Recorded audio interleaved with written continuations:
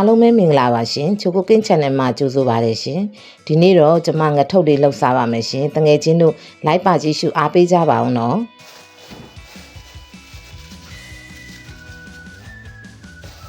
ဟုတ်ကဲ့ကျွန်မဝယ်လာတဲ့ငချစ်တွေကိုပေါ့နော်စလုံးနဲ့ထည့်ပြီးတော့ကျွန်မရေလေးနည်းနည်းကျင်းပါမယ်ရှင်သူ့ရဲ့အပေါ်ယံပေါ့နော်ဖုံနေပါလိရှိလို့ရှင်လေဈေးထဲမှာဆိုတော့လေဖုံနေပါလိကတ်မှာဆိုလို့ကျွန်မအဲ့လိုလိုရေလေးအပေါ်ယံလေးပေါ့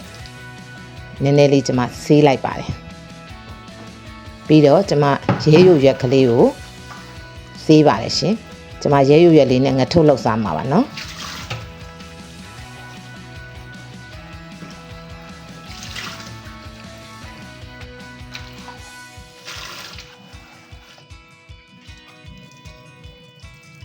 ကျွန်မအစင်းလေးဖြစ်အောင်ပေါ့နော်ရဲရွက်လေးတွေကိုဆေးပြီးတော့ကျွန်မဖြန့်ထားပါတယ်ရှင်ပြီးသွားရင်တော့ငချစ်ပေါ့ငချစ်ကိုထောင်းဖို့အတွက်ကျွန်မကြက်သွန်အဖြူရယ်ဂျင်းရယ်နှွားပါလေရှင်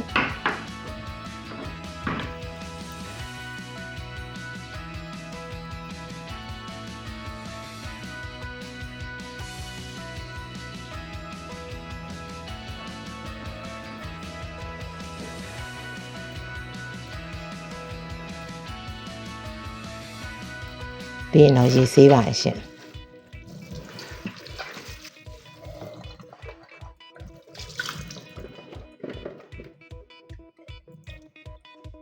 ငရုတ်စုံလေးနဲ့ထောင်းပါမယ်ရှင်ချိတ်ဆက်ထဲထည့်ရင်စားလို့မကောင်းပါဘူးเนาะအဲ့တော့ကျွန်မငရုတ်စုံလေးကိုထည့်ပြီးတော့ထောင်းပါတယ်ရှင်ဂျင်းရဲ့ကြက်သွန်ပြူရဲ့ထောင်းပါတယ်အရင်ဆုံးဂျင်းကို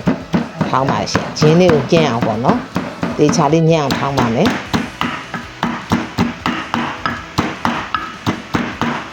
ပြီးသွားရင်တော့ကျွန်မကြက်သွန်ပြူထောင်းပါတယ်ရှင်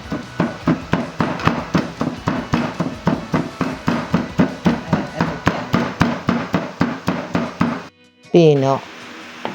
ငချစ်တွေထည့်ပါတယ်ရှင်တချို့ကြတော့လဲစနွင်းလေးပါထည့်ပါတယ်เนาะကျွန်မတော့စနွင်းကိုဒီအရန်ကြီးလဲမကြိုက်တဲ့အတွက်မထည့်ပါဘူးเนาะသူ့ရဲ့ဂျင်းလေးပါတဲ့အတွက်သူနှင်းနဲ့ပျောက်ပြီးသားပါရှင်ပြီးရင်တော့ဟင်းခတ်မှုတ်လေးထည့်ပါတယ်ရှင်စားထည့်ပါမယ်ရှင်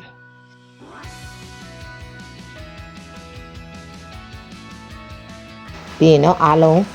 တမအောင်ထောင်းပါမယ်ရှင်နည်းနည်းလေးစိတ်ရှည်ရှည်တော့ထောင်းရပါတယ်เนาะဘာလို့ဆိုတော့ထောင်းမှသာလင်းဒီငချစ်ကမမလေးနဲ့စားလို့ကောင်းပါပါရှင်မထောင်းမနဲ့ဒီတိုင်းနေလိုက်ပြီးတော့ထုတ်လိုက်လို့ရှိရင်စားလို့မကောင်းပါဘူးเนาะပြီးသွားရင်တော့ကျွန်မရဲရွရွက်လေးနဲ့ထုတ်ပါတယ်ရှင်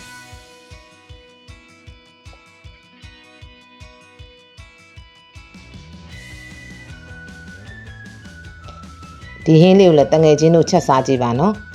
စားလို့ကောင်းပါတယ်ရဲရွရွက်လေးရဲ့အခါဓာတ်လေးနဲ့ငချစ်ကအရသာလေးနဲ့ဆိုတော့အရန်စားကောင်းပါတယ်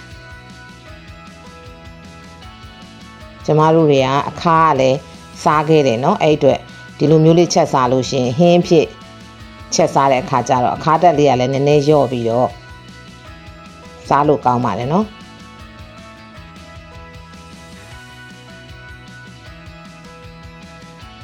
ရဲရွရက်ကိုအဲ့လိုလေးဒီတိုင်းလေးပဲထုတ်လို့ရပါတယ်เนาะသွားကြတုတ်တန်နေပါနဲ့ထိုးစရာမလိုပါဘူးရှင်သူကသူနိုးပြီးတော့တစ်ခုနဲ့တစ်ခုကငချစ်ကလေးနဲ့ကတ်သွားပါတယ်เนาะသွားကြတုတ်တန်နဲ့ထိုးစရာမလိုပါဘူးရှင်ပြီးရင်တော့ကျမတို့ချက်မဲ့ဒဲအိုးတွေကိုစီပြီးတော့ထည့်ပါတယ်ရှင်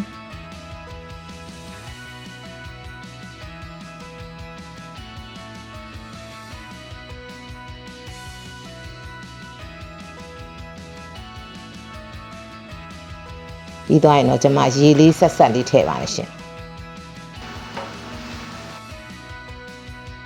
စီနည်းနည်းထည့်ပါမယ်နော်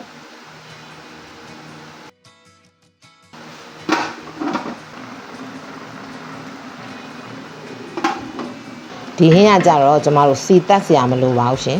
ဒီတိုင်းလေးပဲရေလေးနဲ့စီလေးနဲ့ရောပြီးတော့ပြုတ်လိုက်တဲ့သဘောပါပဲနော်အရေလေးနည်းနည်းကြရင်တော့နည်းနည်းလေးပိုထည့်ပေါ့ရှင်သူ့အရေလေးကလည်းခါတက်တက်ကလေးနဲ့စမ်းစားရင်စားလို့ကောင်းပါလေရှင်ဒီနေထားဆိုရင်တော့ရပါပြီရှင်ဒီဟင်းကအရန်လည်းမခက်ခဲပါဘူးเนาะချက်ရတာလည်းမြန်ပါလေရှင် လွယ်လွယ်ကူပါတယ်စားလို့လည်းအင်မတန်ကောင်းပါတယ်ရှင်တငယ်ချင်းတို့ချက်စားကြည့်ကြပါနော်ခုဆိုရင်တော့ရဲယူရွက်နဲ့ထုတ်ထားတဲ့ငါထုတ်ကလေးရပါပြီရှင်